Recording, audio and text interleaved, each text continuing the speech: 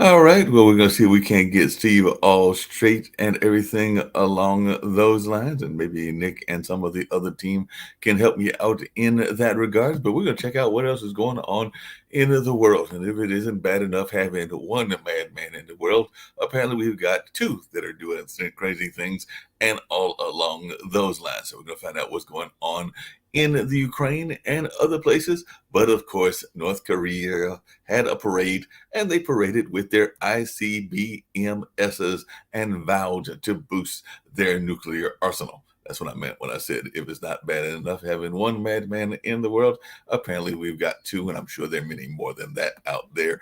And all of that in the sense of people that are doing things in that regard. So, North Korea will speed up development of its nuclear arsenal, leader Kim Jong un said while overseeing a huge military parade that displayed intercontinental ballistic missiles and other weapons, state media reported on Tuesday. The parade occurred Monday night during celebrations for the founding anniversary of North Korea's armed forces, state news agency KCNA said. It came as Pyongyang has stepped up weapons tests and displays of military power amid stalled denuclearization talks with the United States and an incoming conservative administration in South Korea. U.S. and South Korea officials say there are signs of new construction at North Korea's only known nuclear test site, which has been officially shuttered since 2018, suggesting Pyongyang may be preparing to resume testing nuclear weapons. The nuclear forces of our republic should be fully prepared to fulfill their responsible mission and put their unique deterrence in motion at any time, Kim told the gathering, according to KCNA. The fundamental mission of the North Nuclear Force is to deter war, but its use can never be confined to the single mission, he added. So I'm going to bring in my military person and all of that, and my new good friend. We're always talking about all kinds of things, including him telling me that I need to be in touch more often, and I'm not going to argue with him with that, with my nephews, and all along those lines. So, Chris, what do you got to say? And I see Sasha's here as well, and we'll bring him in to talk about the Ukraine. But that's the first thing that I saw in the news outside of the Ukraine. I'm going like, wait a minute. So we got Putin running around as one madman, and now we got another one. And they even showed a picture of the missile, and you're just going to march it down your streets instead of to say, hey, look, we got this big new toy and everything, and we want to go shoot it off. We can do that, and all along those lines. And I'm sitting there going like, okay. So I knew that was another one. And I hate to say that's because you know that you are a Republican. And yes, I am a Democrat, but I do remember that other person that was in office used to say how much he admired that one. And he used to say he admired Putin too. So I did want to know some of your thoughts about what's going on with the gentleman and like I said, I'm not saying that there are not a lot of crazy dictators out there in the world, but these two are beginning to take the cake in my mind and everything. But I was wondering your take on this latest development. Well, I think if you're going to say North Korea, right, then you have to understand that again, North Korea is part of the Shanghai Cooperation Organization, right? So it's part of that really I hate to say axis of evil, but it's part of that. It's part of that evil alliance, kind of like the 007 Bond villains, where you have all these, people, Russia, China, Uzbekistan, Tajikistan, wherever, Kazakhstan, whatever you got there. And so here's old Kim Jong, and I think it's all about, how you get these guys with big cars and they're compensating for something. I think this guy's compensating for something here, Mark. I mean, the idea behind this ICBM rolling through the streets is it's really nice. It's beautiful, but the guy doesn't have any nuclear weapons. I think even China, much as they're aligned with North Korea, or even Russia with their aligned with North Korea, I don't think they would give them nuclear weapons. I think China would be scared that North Korea would fire off a missile and it would like go in the wrong direction, end up, in Beijing. So I think they're trying to like just keep them appeased with, here's your rocket and you can put it on a little trailer and there you go. You can show that off and that's good enough. But there's a lot more. Mark, again, Tajikistan, Uzbekistan, I mean, all these Central Asian countries that are sitting back, and the more I read Dictators Without Borders, the more I read that book, the more that I get very scared about countries that we basically have ignored, like Tajikistan and Uzbekistan, which have resources, which have natural resources. And we're sitting back saying, we got to worry about Kim Jong-un, which we do. And we got to worry about Putin, which we do. But there's other ones sitting back going, yeah, you guys, here's, the old magician's trick, look at this hand. Well, this hand is over here doing whatever. So I think that's what they're doing. So you have to, but you can't be at every place at once. But we're famous for balloon squeezing, right? The balloon pops, and we're trying to pop these little things down. Where we're trying to mess around, trying to push in. It's like whack-a-mole. So I think that's right. And I've got to bring in, because I'm having fun teasing all kinds of folks, and we actually had a meeting yesterday that had nothing to do with this and everything. But I'm going to bring in our big boss, because I know that he's had a plan that's been a conspiracy to take over the entire world using IBM TV. So I just want to know your thoughts about this and everything, because apparently Kim Jong-un was, marching down the street on last night with his big weapon and everything, trying to show off that he is a nuclear force as well. Big weapon. Mark, listen to me. I have plans to take over North Korea, as we said. So they should be on notice that eventually I will take Kim Jong-un, whatever his name's position, and be the new leader of North Korea. In the meantime, we're distributing. Yeah, I got to get a haircut. In the meantime, well, maybe he needs to get a haircut too. In the meantime, we're distributing now on Al Jazeera, because they just approved this particular broadcast. So be good to our friends from Al Jazeera. Well, I just check it on the boards here. So yeah, the thing is, I see who's taking our content. I listen to Al say Jazeera. Something nice. Say something nice about Al Jazeera, because Western media doesn't take our content. The BBC, CNN will not take our content, but Al Jazeera will. So you got to give them a lot of credit. Why does the BBC and CNN refuse to take our content? Now I'm in contact because of Sasha. I'm in contact with our friends with China all the time, and the thing is, they say it's because it's Western media. They don't want to listen to the stuff the West is. They don't want to listen to Sasha, really? No, everybody wants to listen to Sasha. Yeah, he has one of the top-rated shows on the network right now: Russia, China, Ukraine, live from Kyiv. And speaking of the Ukraine, I did want to get to that. And of course, we're going to get to this whole Twitter news. Oh, U.S.-Russian relations. We were all shocked about that and everything, and we do have Sasha here. And speaking of nuclear weapons, and I was actually going to loop the two together. Russia earlier today, I think it was earlier today, said that the Ukraine war could go nuclear if the West keeps sending weapons. So all these people are now making these threats and everything. So Russia's foreign minister said Tuesday that if the U.S. and Ukraine's other Western allies continue to arm the country as it battles Moscow's invading forces, the risk of the war escalating into a nuclear conflict should not be underestimated. And he said that in an interview with Russian TV. So Sergei Lavrov said that by providing weapons, NATO nations were, quote unquote, pouring oil on the fire and risking World War III. So Sasha, what's your take on this? I know you said that, we all may have to face a World War III, and, we're not all going to live to, be 100 or sometimes even 200 anyway. So what difference does it matter how we go if we're all going to go at some point or another? I think that's kind of the logic that I've heard from you a couple of times, even before the war and everything along those lines. But they are now saying, y'all keep sending weapons. We will go ahead and press the magic button. Well, it'll be okay in Australia.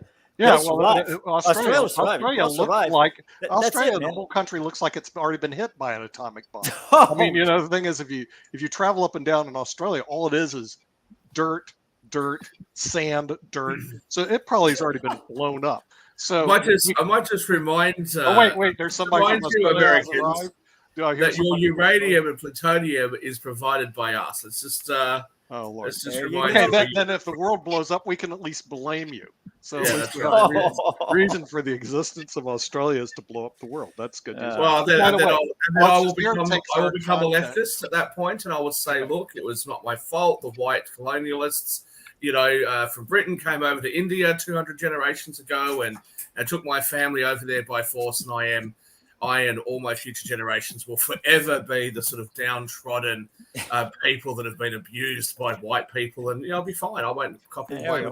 We'll start on rice again. What's your take on the latest in the war? I am definitely every day getting more and more admiration for the Ukrainian people and their resilience in the way that they are fighting against this madness and everything. But what is your take on this latest threat of a new World War III and all of this coming from the lovely folks in Russia and everything? And by the way, we also have some quotes from our people, because we believe they can win if they have the right equipment, the right support, Austin said on Monday in Poland, that being the defense person and all, after returning from a trip to Kiev with Secretary of State Anthony Blinken that included discussion of Ukraine's military needs.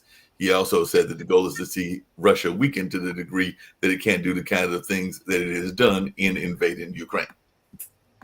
Well, first of all, the paralysis of the fear of the Third War has ended. It's done. The England made a statement that if there will be nuclear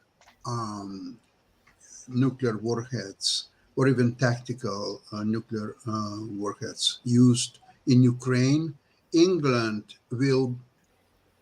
can use strategic means to hit Russia without even consulting other members of NATO. Don't be surprised, I hope, that there are 3 nuclear members of NATO: United States, England, and France. And England has substantial number of warheads. And you don't even need so many warheads to hit critical Russia targets. Now, U.S.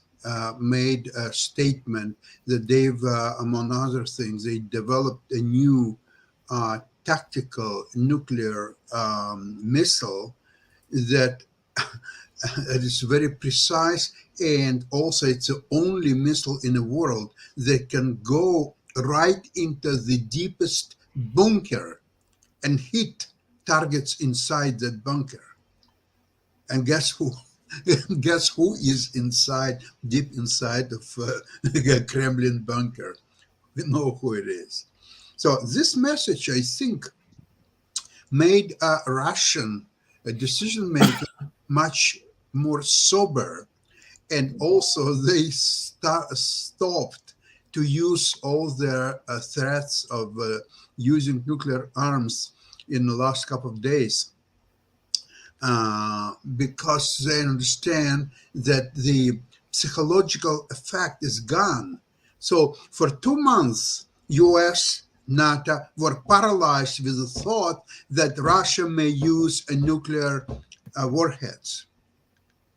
Okay, 2 months are gone.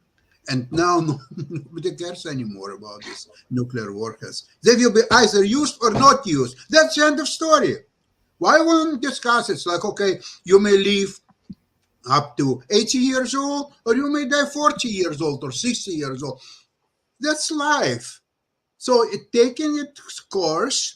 And if Mr. Putin in 15 minutes from now will decide to use nuclear warheads, there is nothing you, my dear friends, can do about it. That's going to be just done, over with, and the end of story. Stop worrying about something that will happen one day, sooner or later. One day, sooner or later, you'll die. It could be 10 years from now, 55 years from now, or 15 minutes from now. But you'll die at the end of the day. Just accept it. Stop denying that. What are you trying to fight for another 2 months or 5 months or maybe 2 years or so? It will come one day. Just accept it. It may be a heart attack. It may be a COVID. It may be a car accident. It could be just anything. Or somebody will throw you off the board of a cruise ship. What can you do about it? very little. Or it could be a big nuclear exchange. Wouldn't that be Absolutely, cool? absolutely. Stop And worrying about. Watch movie Doctor Strangelove and how I stopped worrying. Or go watch the movie Patton and listen to Patton's speech about how Americans love the sting of battle. Americans love a war. So if they pick on America, I think they're picking on the wrong country for a couple reasons. Number one, we have 5,000 nuclear warheads, and we only need to really target one city, Moscow. It'll wipe Moscow out and everybody around it. They have 6,000 nuclear warheads, but they got to target lots of cities, and that's assuming the Russians can actually hit their targets. Like I said, we're going to attack the United States and they'll hit Buenos Aires. Or they'll hit Montevideo, or who knows where it's going to go. Half of them will probably land up in the ocean. So I don't really care what they say or do. They'll hit Australia. Well, forget Australia. They've already been bombed out a long time ago. Australia is one big desert. They won't even bother with I hear that Shaquille is a superhero, so therefore he will not have to deal with any of these kind of things going on in terms of mortality and all of that. And, he's still got a lot of other things that he's got to accomplish in his life and all of that. So I'm thinking that with both the superhero aspect of his life and also the aspect of having, to basically save the world planet and all of that, because that's part of Shaquille's mission, is it not, Shaquille? And all of that, he's still got to have at least another 15 to 20 years on the planet in order to even accomplish some of these things, even though I was thinking Shaquille was probably going to have like another 100 or so, because he's not an average human being. And all of that. Am I not correct, Shaquille? No reason to care about global warming, because the nuclear holocaust will warm up the planet like crazy, so it'll be pretty cool. What do you have to say, Shaquille? Down under, baby. Well, look, I don't think we need to stress too much about nuclear issues just yet.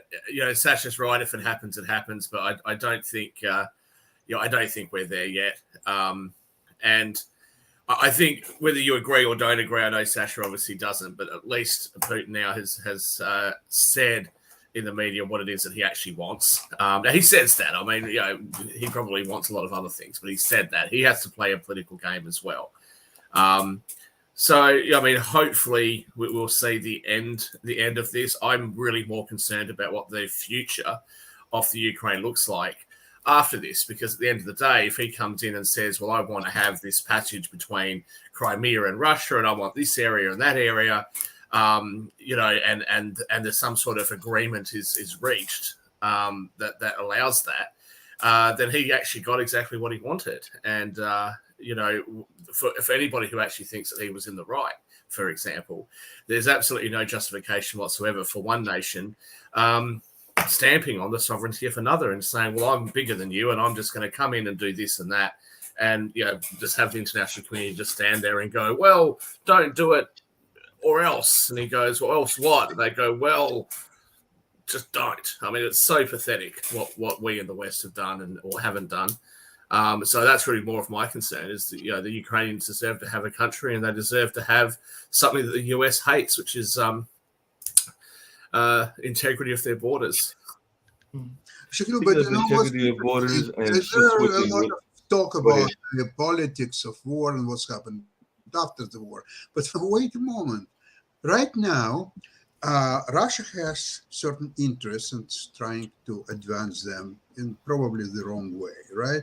US has also some interests and it's trying to advance them. And they could have probably done some kind of a deal with Russia. You'll take a little bit of here, a little bit of there, and we'll be okay with it. But you know what? Everybody's forgetting about Ukraine and Ukrainian people. Nobody really took time to investigate what the Ukrainian people want and what their army is capable of. And now the world is learning about something very interesting. Ukraine is winning the war.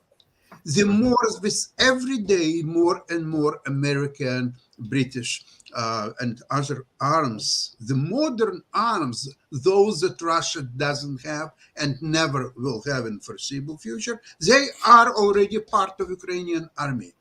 Now, the thing is, the generals of Ukraine are trying to measure how quickly the arms will be used by Ukraine, because all the people already went through extensive training in Poland, in UK, and in US.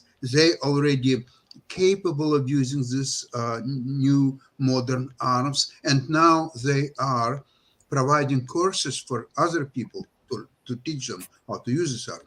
So they are somewhat afraid that the advance of Ukrainian army could be so swift and so decisive and so quick that Russia indeed may use tactical nuclear arms, because there will be no other way to deal with that Ukrainian advance, because they have now howitzers that have a range from 30 to 65 kilometers. They have heavy artillery. They can start now to attack Russian forces across the front. Okay.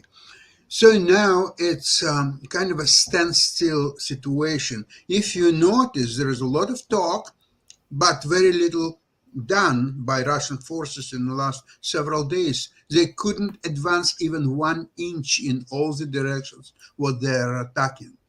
So Ukrainian forces are capable to hold the supposedly second strongest army in the world on their own. Furthermore, they're preparing counterattack. And that is probably the time when Russia will be used. Either they have to quickly settle and stop the war, or they will need to use tactical nuclear warheads, simply because there will be no other way to stop Ukrainian army from advancements. And also, I hear now that Ukrainians are making advances to Russian territory, and at least have certain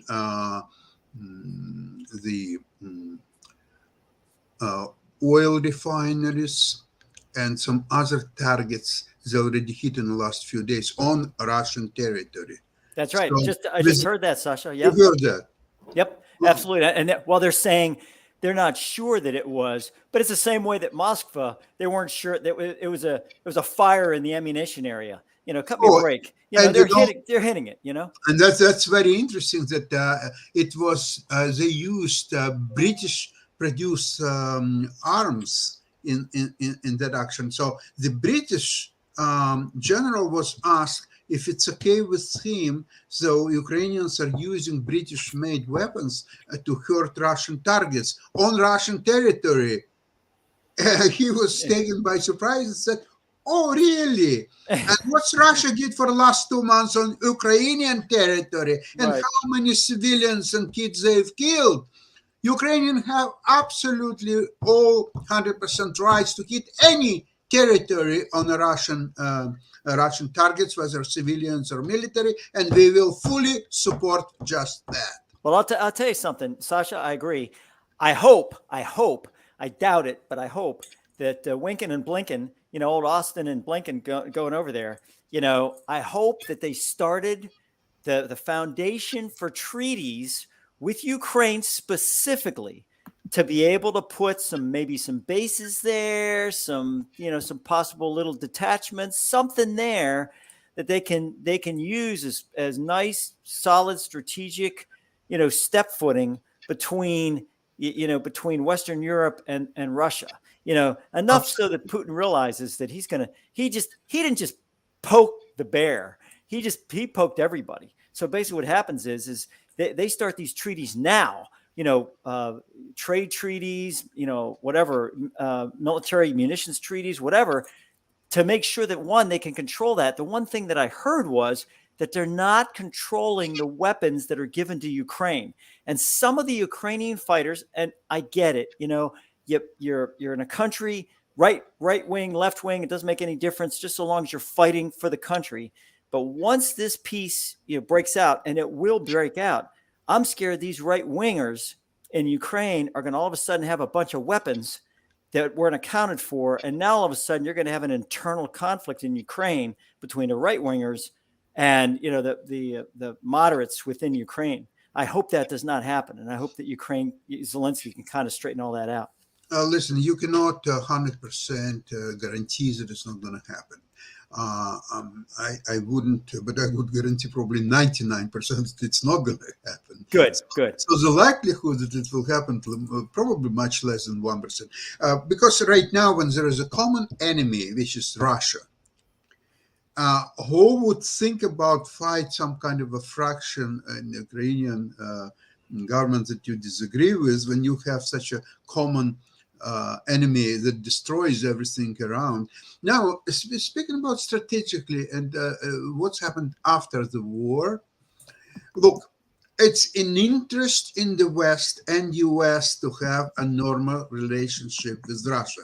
That goes without saying, right? Because we live in one planet and we will be living hopefully for another hundreds of years, if not thousands or whatever. But you cannot make a deal with the pathological liar, with a murderer, and which is the man which put actually the Russia is becoming the terroristic state. All the soldiers who are fighting on Ukrainian soil, they're all terrorists. They are trained to torture civilians, kill innocent people and children. How you can make peace with such a country? Okay, you can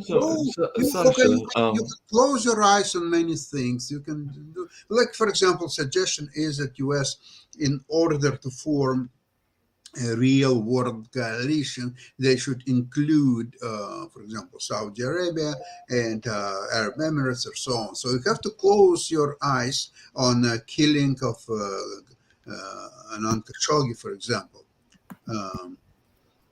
How can you do that? Well, okay, when you have a larger goals, you may not completely close your eyes on that, but at least come to some kind of accommodation that would be suitable for both sides or so on. So there is one issue that if you will be able to remove or somehow neutralize, you can achieve much larger goal. So, but I don't see that case with Putin's Russia. Maybe whatever will happen after Putin, that could make sense. No, I know what you're saying, Sasha, but the situation. The question I've got to ask you, and it comes back to something that Chris just said, and I'd love to hear Shaquille's take on this as well, is yes, if there is, and there is no doubt, a common enemy and all of that with Russia and the Putin administration. But after the common enemy is gone, and after you have defeated the common enemy or whatever happens that ends the war and everything, if there are these dividing factions, I, like Chris just mentioned, am afraid of an internal conflict, whether it's around right, left, whether it's around, these kind of neo-fascist or other kind of aspects and everything going against each other and kind of fighting against each other. And I can even point to other parts of the world where that has happened. I mean, Ireland is an example. They've been fighting forever. And of course, their common enemy used to be Great Britain and everything. We can look at what happened in South Africa and all of that, where the common enemy was the apartheid government. But then after that failed, they started having internal conflicts. And fortunately, Nelson and others were able to put that to some degree of civility, even though some other parts of Southern Africa did not fare as well and still have internal conflicts and all of that. And that's just using Africa and Asia, Africa and Europe as examples. I'm sure I could find some in Asia. I'm sure I could find some in other parts of Europe and definitely even in Latin America and all of that. So I'm sure that that's a concern of the world population, is that if these folks are at a common goal, but then the common goal is gone, whenever that common goal is gone, then the internal fighting happens because you both have good weapons. So I do see that fear, but I'd love to hear Chris and maybe even Shaquille's take on that being a legitimate fear. Well, it's happened in the past. Now, the thing is, I guess the thing you have to remember, like with Yugoslavia, with China, with Korea, with Vietnam, all these different areas that basically split apart once a common enemy was defeated. Right. You have to remember that the common enemy was Imperial Japan and Nazi Germany. When they were defeated, they were defeated. They were done. It was over. With Russia, it's unless the place is demolished, unless Russia is demoralized and demolished totally as an enemy, then they will always exist. So as long as the enemy exists, the singular enemy exists in, and it's right bordering Ukraine, I think that Sasha has a good point that it's going to be hard to have an internal conflict, because once you do that, you're inviting Russia back in. So all of a sudden, that's the deal. And you're right. It's, if Ukraine has got some oil pipelines going through it, things like that, they're going to provide nuclear power.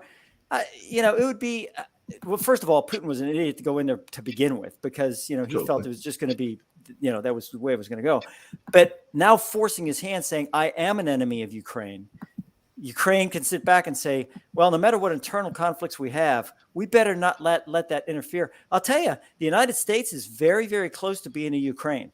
We're so divided in the United States that I get scared about. In fact, I just finished a book, a novel. It's out there, and it basically describes an invasion of the United States. And the reason the invasion of the United States happened was because the divisions within there were so great that we started breaking into regions. Once you break into regions, once you do that within a country, you just might as well just say, come on in, because you're no longer fighting as a singular country. You already are saying, come on in, aren't you? What's that? You already are saying, come on in, aren't you? Yeah, basically. I mean, it's really kind of a shame. But and the situation with Ukraine was, I think they were at that point. I think they were starting to kind of separate politically. Well, Putin, by doing what he did, he didn't just put them together. He welded them together. So now all these people that were on, factions here and there, they're now solidly against Russia. So, but the Ukrainian people, much as they like to curse Putin, should probably thank him, because basically that country, when it's done, Ukraine is going to be the strongest nation, one of the strongest nations in the world, because they're going to be like freaking Switzerland. They're going to have a military that's so strong that and they're going to be vying for nuclear weapons. I'm going to tell you, Ukraine's going to sit there and say, look, we already got nuclear power. Can we have a couple of tactical nukes? I mean, you got some in Italy, you got some in Belgium, you got some in, why don't you have a couple here? So I can see, like I said, if Austin and Blinken were there and they didn't do anything to set those foundations, shame on them. He getting on some other issues and everything, and who knows, this might bring Nick out because it's one of our favorite topics and everything. And I'd love to hear your thoughts around this, Chris, as well. Is the COVID pandemic is still going on. Some people are upset about the mask. Some people are still dealing with the vaccinations and all of that. But now President Biden is taking steps to increase the availability of the life-saving COVID-19 antiviral treatment, Paxlovid. And it definitely sounds like it's going to be going in more and more pharmacies and more things along those lines. I was actually watching TV a couple of days ago and saw that there was actually some COVID medications that was actually being advertised on television and all of that. So I'm wondering, is this actually the signs that the pandemic is totally over? The fact that it's like, cold medicine, you can go and get it at your local pharmacy and not even have to deal with necessarily getting the vaccine. You'll just get this antiviral treatment, and that's just one of them. And apparently it was approved back in December, but they are saying that they want to get more and more of it out. Particularly, sounds like we'll start off in the Western countries and then maybe go to some of the other countries where we know that it is still having a hard time getting people just vaccinated in general. So, Chris, as a data person, what is your thoughts about this? And who knows, maybe that'll bring Nick out as well to have conversations around it. Well, first of all, Steve, we can hear you now. Your audio's on now. Oh, I think we can hear you. Yeah, we can hear you. Yeah, we can hear you. So, welcome aboard, bud. Well, I'll end my monologue today with what I was going to talk about at the beginning, and I don't understand what was going on. I apologize. No problem. Thank you all so much. I'm at City Hall. Yeah. Oh, cool. Whoa. Well, so what's your take on this? Well, Chris might have some ideas, but Nick, I see you're here, and I know that you've always let Nick go. Let Nick go. Okay, the sad part is it's going to be over with. It's over, Mark. And this will make Chris very happy because he said it never started, which is totally wrong. But that's okay. He's been wrong before. Here's the fact, because I did see them come out with this antiviral pill that they give people once they take it. It will probably be now reduced to rubble, except in third world countries like Australia, which will still be rampant because they don't have vaccines, they don't have antivirals, and they're lucky to have any tech community at all. So there are going to be third world countries you're going to have to be very careful about going to. So what's our wait. I was talking about Australia. I wasn't talking about you, Shaquille. I was saying, what's Australia's per capita death rate compared to yours? Well, as you well know, for the panel who doesn't know, they locked down their entire country, that tiny little island in the South Pacific, which hardly anybody goes to anyway. They locked down the entire country, and that's the reason they're able to keep their death rate. But at the same time, remember, no vaccines, no antivirals. So you're going to have to go to Australia on your own risk. And some of these other third world countries, there's nothing I can do about that. So even though you're free to travel around the United States, the U.S. has the freedom that we all enjoy. Some of these other third world countries like Australia, you're going to have to be very careful about going to. Any other comments from our panelists? I see Steve. Well, probably because you were talking. The idea behind this is that I just sent you a study, Nick, which you said you enjoyed. By the way, it was a meta study. It was actually a good study. If you took a look at the study, how many studies? A meta study is a study of studies. It was a study of studies, right? And so it takes a bunch of studies and then it studies that. It analyzes that. Sure. How many of those studies were from the United States, Nick? How many of them were from Vietnam, China? They were from all over the world except the United States that doesn't like to fund things like that. It's like, but it's interesting how that. I mean, you sit back and you go, okay, well, I think you're being unfair to your government, Nick. Your government has no limit to the ridiculous things that they will spend. Don't you have a $1 million a study being done at the moment something to do with some Japanese bird, whether or not the bird becomes more sexually promiscuous when it's on cocaine? That's a good use of American tax dollars. So I don't think there's any shortage of things that your government will pay to study that helps nobody in your country. Well, that's true. But of course, we're part of the great United States of America. Just to remind our friends down under and our neighbors to the north, we are the world's largest economy. We are the world's largest military. So what the U.S. says, USA. And you do have the world's largest level of debt, largest amount of debt per capita, the largest amount in the history of humanity, the history of this planet. Even the dinosaurs did not have $150 billion in liability. Minor inconveniences. Yes, we have minor inconveniences, but that doesn't stop making America great again. I mean, I've been here. I've listened to the rallies. America is back. We're great again. All the presidents. I think you might be British again by the time you go broke. You won't be able to fund another revolution, or the rest of Europe won't be able to help you. We kicked those guys out a long time ago. They're not even here. Yes. We have this thing. America won that war, right? It wasn't with the help of the French and the Netherlands. Like I said, there definitely was a war. They had a lot of help. And America won that all by themselves. We have this thing that you Australians need to understand. We have this thing called freedom and a democracy. So as soon as you guys Nick, speaking of freedom, and I'd love to hear everybody's take on this. We actually talked about it yesterday when we learned about it, even though I had mentioned it on the news yesterday. But it is official. One of the world's richest men now owns one of the social media platforms. So I'd love to hear folks' takes on this. Shaquille, you're involved in the whole concept of investments and everything. So what is your take on Elon Musk buying Twitter? So he's bought Twitter, and I guess he's just going to tweet almost as much as Trump did back when he did not own it and everything. But what is your take on Musk now being the owner of Twitter? Steve, did you want to jump in and say something there? Yeah, my monologue was going to be on this issue, so I will end with it. But what I will tell you is that it is amazing that someone of this wealth can just purchase a social media platform, and he's claiming that it's in defense of free speech. So I'm going to do my best here and try to wear my political analyst hat. So I think what he's implying is that if someone like Donald Trump or someone else got to Twitter and started doing things, that he would have the right to do that. He probably wouldn't ban that content. And so you have to think at it from a freedom of speech perspective.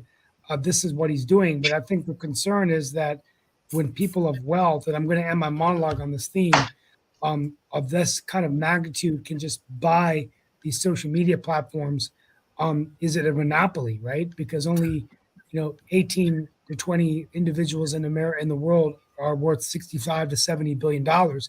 He paid 21 billion of his own cash for this 44 billion dollar acquisition. So if someone were to say something crazy or lie, or someone made up something about one of his business investments, would he keep that content? So how much power is too much power?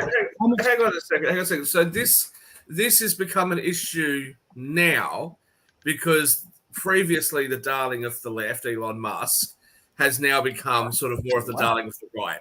So when Washington Post says, "Oh my God, how could all these rich people take over social media? It's going to be a catastrophe." Let's not mention who owns the Washington Post, right? When Fox talks about it, let's not mention Rupert Murdoch owning Fox. I mean, the things that we've seen on Facebook, the things that we've seen on Google, which come across to YouTube, which is one of the platforms where we're broadcasting on.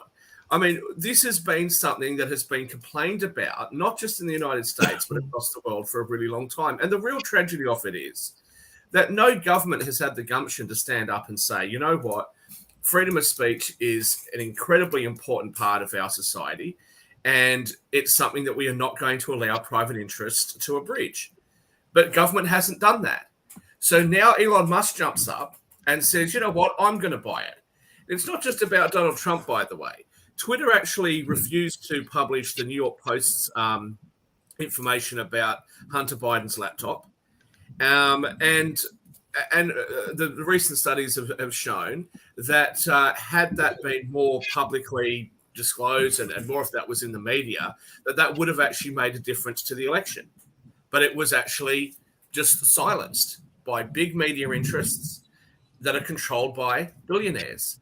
So the fact that now everyone's jumping up and saying, "Oh, how horrible is it? Billionaires are going to control media because one person who's not on the political left has bought a social media platform." Oh, I can't wait till my last take today. My last jab. It's going to be fun. Just something.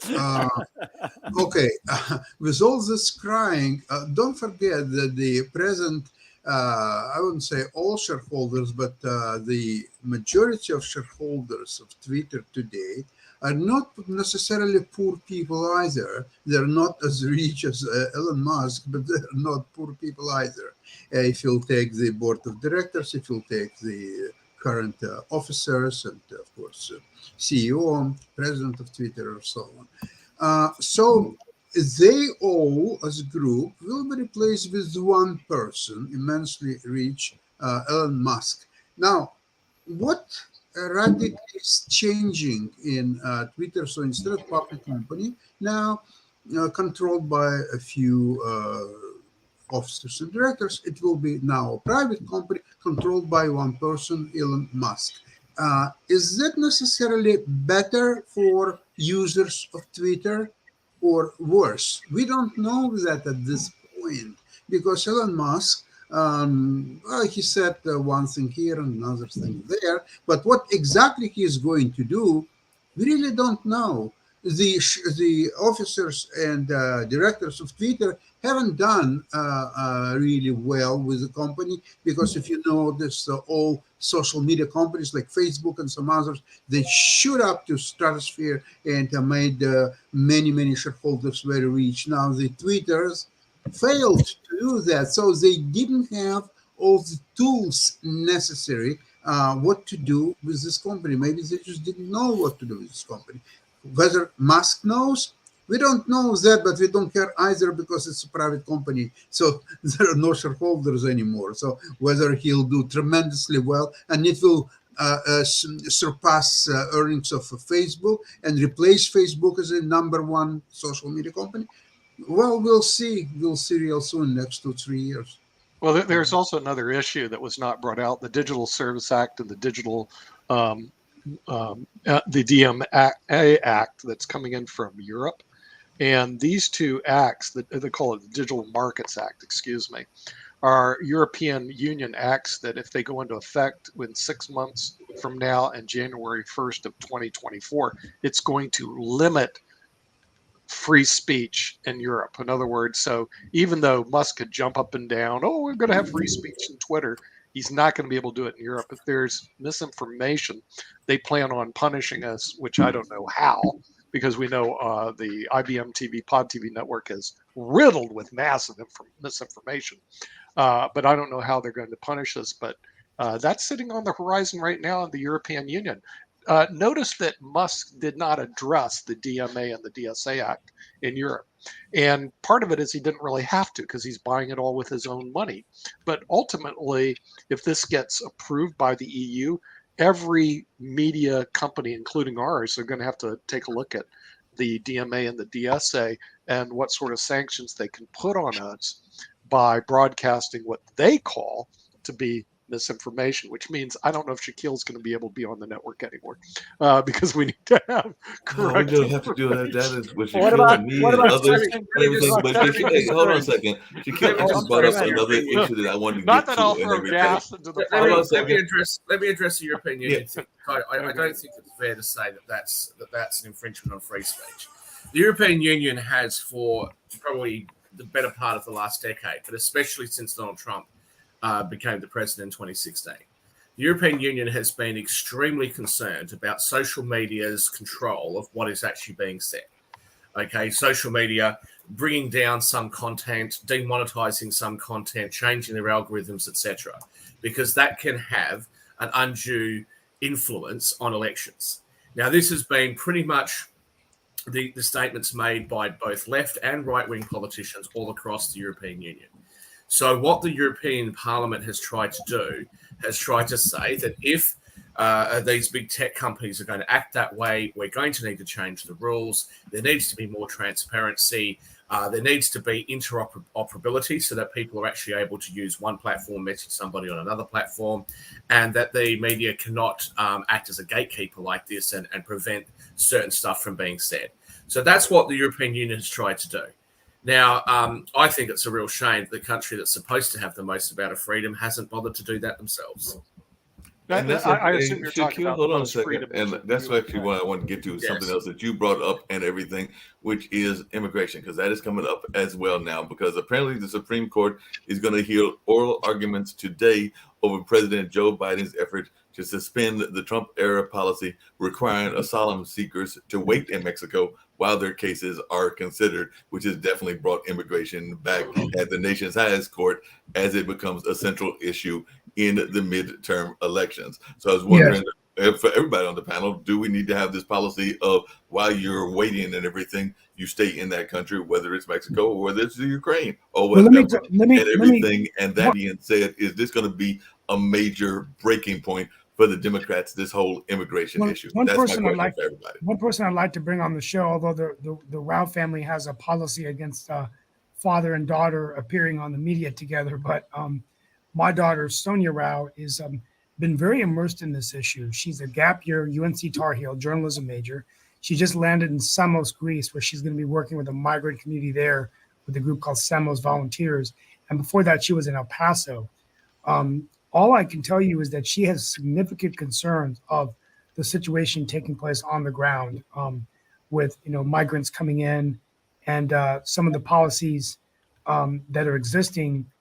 In her opinion, she said don't seem to be working very well. Now, she didn't really elaborate in details, but I do know it's something that has to be looked at. I think it's Title 42, right? Was that the one? Title 42. Yeah. The Title 42 is something completely different. Title 42 gives them the right to deny people entrance on the basis Public of health. a pandemic being or a healthcare emergency. So that's not really. I know Fox News and the Republicans keep going on about Title 42, but that's not really the right legal mechanism, I think. But can I just say, my real concern with them trying to get rid of Remain in Mexico is when Biden came in, what he tried to do was he tried to overturn or take back everything that Trump ever did. And I don't think presidents should be doing that. But let's just say that Trump wins the next election. Let's just say it's possible. What would stop him from saying to all these immigrants, look, you came here illegally, we're changing our rules, get out. And he may want to do that. The Republicans may well want to say, if we lose government and Democrats come back in and open our borders, you can come in, but we will strip you of those privileges and kick you back out when we get back in, because we don't want that many people here. The fact that you're talking about having 200,000 and 300,000 people a month coming in, the fact that you've got more people coming in, according to Governor Abbott on his interview the other day, than the amount of people that live in Houston every year. It's not sustainable. And it's certainly not fair on people who already live in the United States. It's not fair on the middle class and working class of people in the United States who are struggling to get by, to have this many more people coming into the country. It's not a problem unique to the United States. Canada has this problem as well to a lesser degree, but it's not so much people crossing the border, but people that fly in. Australia has this issue, and a lot of Europe has this issue. It's not unique to the United States. And I think it needs to be handled with humanity and with some sense. The real problem the Democrats have is that they don't have anything that they can hang their hat on and say, look at what a success we've made off this particular policy. And coming into the midterms, that's going to be extremely dangerous. And I can't really see it turning around. But I will say that if the Republicans aren't more aggressive, more focusing on what they're going to do rather than just complaining about what the Democrats have done, but what they're actually going to do, if they don't take back at least 50 seats in the House, you wouldn't put that down as being a decisive victory by the Republicans. Yeah. I mean, I think it's going to be his end. If you look at what's going on the ground in North Carolina, it looks like Ted Budd is 20 points up. I mean, it's one-term congressman taking out a former governor just because he's endorsed by Trump. So if he wins, and other Trump candidates are winning these primaries, I do think there's a very serious chance that Trump will run again. And you're right, Shaquille. He could win. So I think that this election is critically important for the Democrats. And there just seems to be such a division within the Democratic Party.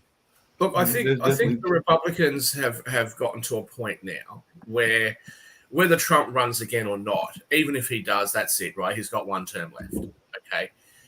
You're beginning to see new blood coming into the Republicans. You're beginning to see some younger people like Ron DeSantis, Nikki Haley, some younger people that are coming through. The Democrats are still, at the moment, quite an old party, and the younger members of the party are very, very progressive. They're quite far away from the mainstream. Now, there is a disconnect across generations as well. Millennials and Gen Zs are way different in their thinking to Gen Xers and Boomers. So, and that's happened in every generation we've ever had, right? So that always young people have different ideals, and they change as people get older. But when you're looking at Nancy Pelosi, when you're looking at Joe Biden, Chuck Schumer, like a lot of these guys have been there for decades, and I think that the Democrats are going to want to have a new, fresh image. I think that if the Democrats lose the midterms, which it looks as though they will, if that happens, I can't imagine Nancy Pelosi hanging around for much longer. She's in her early 80s from memory. Is she 81 now or something? So I can't imagine somewhere in that time frame. I can't remember exactly when. To try to be the speaker again. Yeah. Just really quickly, I got to go check on something you said. I know it's almost time for Steve to wind down and the show and everything, but I think that if I remember correctly, you can actually have 2 terms if there's a break in terms, because I know that exists in different organizations, and it might even exist with the president. No. 22nd Amendment. No, that's not very much. 22nd Amendment. That's only happened once. Very clear. Yeah, but that's why I was double checking. That's why I said I wanted to be because I know in certain organizations that is not the rule and everything. But so you can, it's 2 terms no matter what is what we're saying. Consecutive or non-consecutive, the guy can only serve 4 more years. That's it. He's done. Right. Okay. Well, the only slight exception to that rule, Mark, I think you might be referring to a couple of presidents that have become president upon the death of the president. In that case, they theoretically could serve for 9, 10, 11 years theoretically. Right. But no, 2 terms, and that's your limit. That's your law. I can understand. That's good to know, and I'm glad to know that wasn't that's why we have this great panel here, so we can get those things correct and all of that. The other thing I'll bring up, and then we can talk about that on tomorrow and everything, is because some people might think of it as a poll tax, but Florida Governor Ron DeSantis, and of course he is another presidential candidate, has signed in a bill on yesterday, a state police unit that will specialize in election-related crimes. So he's looking at that as a way to investigate the various election crimes that are going on in there, and definitely they'll be looking at ballot harvesting and a bunch of other things going on. But he did create that on yesterday, and I know that in China, there has been an uptick when we're talking about the whole coronavirus and all of that. There's been a severe uptick, and they're talking about a lockdown possibly in one of their major cities, that being Beijing. So that'll be interesting to see what happens on the world stage, even though we've got this lovely pharmaceutical pill that apparently will help us in this effort and everything. But there is always that divide that exists between those that are third and second world versus those in the first world. So maybe it'll be over in the first world, but not necessarily there's a the lot rest of of the people in world. China as well. So we've got to watch that very carefully, make sure that Okay, we got new sort of variation or mutation. now's the time for the last look. And Yep, we, go for it's been it. an honor to be with you. Sorry for the technical difficulties, but I will be back on Friday. I'll be out of town for 2 days. You will be in good hands with Mark Lee. But here's for my last look. And on Friday, I'll be talking about an op-ed I wrote for Raleigh News Observer and WRL TechWire on legal skilled immigration. Today, my last look is about the issue we've been talking about, the billionaire's problem. The billionaire's problem of buying a large social media company, in this case, $44 billion, $21 billion of cash. I think it's fair to say that if you have billions of dollars, and apparently there's an economist that did a study 2 years ago, the name of the economist is Emmanuel Saz and Gabriel Zuckman. They published a study that said that 18 households only, each one of them own $66 billion. Their share of wealth is 0.00001% of Americans, 0.0001%. And what can you do with that money? Well, if you're Bill and Melinda Gates, you can lead philanthropy. If you're Jeff Bezos, you can buy a media company. If you're the Koch family, you can influence conservative politics. You can do all of these things with the billions of dollars that you have. The concern is that there has been implications that Elon Musk is doing this because he may have political differences or he may have disagreements with the way Donald Trump has been treated. And if he does own this private company, he will have absolute discretion to allow content to be published. My concern is if this platform is used to tell lies and misleading information, not only about Republicans and Democrats, but even businesses. What would stop somebody from just saying, well, I own that and I'm going to keep whatever you put on Twitter? I'm concerned about the lack of standards that could exist if Musk does this. What kind of governance will we have? What kinds of rules of fairness and transparency will we have on both sides of the aisle if, and it's not a question of if, he will be running Twitter. But at the end of the day, my final take is this. This recent acquisition of Twitter by Elon Musk is the latest example of how billions of dollars can show not only the inequality we have in society, but the fact that just a few select people can make decisions through acquisitions that affect millions and millions of people. This is no exception. And I'm concerned, as I read a lot of history, of the Gilded Age, which historians talk about, when you had people like Joseph Pulitzer and William Randolph Hearst that were able to use their publications and medias for whatever purposes that they did for this country. And it was a monopoly. Sometimes that kind of monopoly by business leaders in the press is not a good thing. Only time will tell. Thank you for being with us today on World TV, World Edition on Roku TV and Pod TV. I'll be back at the end of the week. From our family to yours, be safe. Thank you.